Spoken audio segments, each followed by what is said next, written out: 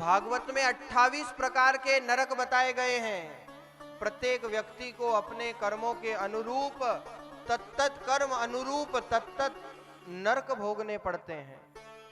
इसलिए भगवान ने लिखा है गीता में, अवश्यमेव भोक्तव्यम कृतम कर्म शुभाशुभम। चाहे कोई हो, किए गए कर्म और अपकर्म तो व्यक्ति को भोगने ही पड़ते हैं। हर कर्म का अलग अलग प्रकार से नरक बताया गया है। किसने देखा स्वर्ग, किसने देखा नरक। अरे मरने के बाद स्वर्ग नरक देखोगे, पर जीते जी इसी धरती पर स्वर्ग भी विद्यमान है, नरक भी विद्यमान है। कोर्ट, कोतवाली, मदिरालय, अस्पताल, ये सब क्या है? नरक ही तो है। मंदिर, देवालय, रामद्वारा, देव स्थान, साधना स्थान, ये सब क्या है? ये जीते जी स्वर्ग ही तो है। इन स्थानों पर जाने से भगवान के चरणों में हमारा मन लगता है, ये कोई स्वर्ग से कम है?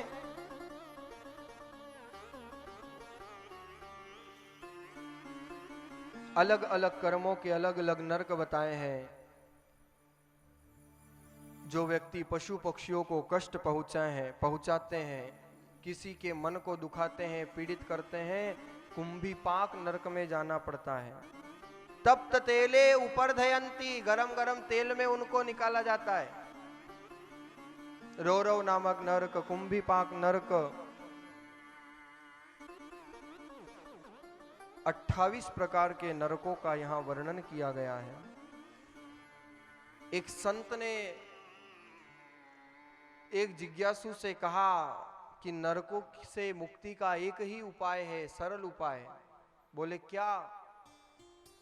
तो संतों ने बहुत सुंदर बात कही कि रे रे पापी पाप कर, पाप करे गति होय, और जो तू पाप करे नहीं तो नरक मिलेगा तोय।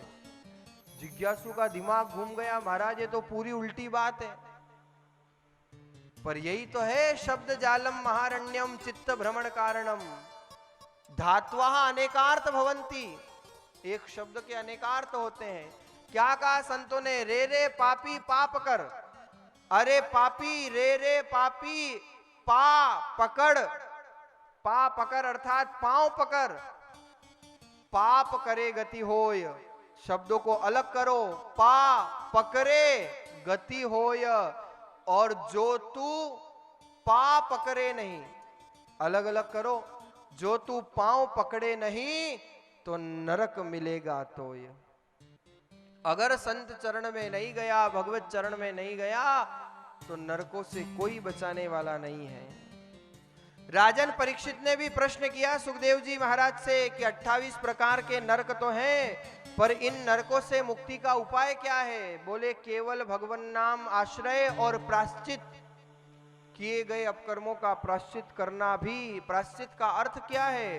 प्रायः मने तप, चित्त मतलब संकल्प, भजन करने का संकल्प करना, प्रायश्चित करना। और एक पंक्ति में उत्तर दिया, कृष्णार्पित प्राणस्त पुरुष निषेवया। सुखदेव जी महाराज ने कहा हर कार्य को भगवान का मान करके करना, यही नरकों से मुक्ति का उपाय है। महिलाएं भोजन बनाए तो ये माना करो कि मैं भगवान के लिए भोजन बना रही हूँ। पुरुष वर्ग व्यापार करे तो माना करो मैं भगवान के लिए कर रहा हूँ। जीवन में जो कार्य करो तो भावना ये होनी चाहिए मैं भगवान के लिए इस कार्य को कर रहा हूँ। क्योंकि जो भगवान के चरणों में, भगवान की भक्ति में लग गया तो जीवन में कितने भी पाप किए हों, भगवान उसका उद्धार कर देते हैं।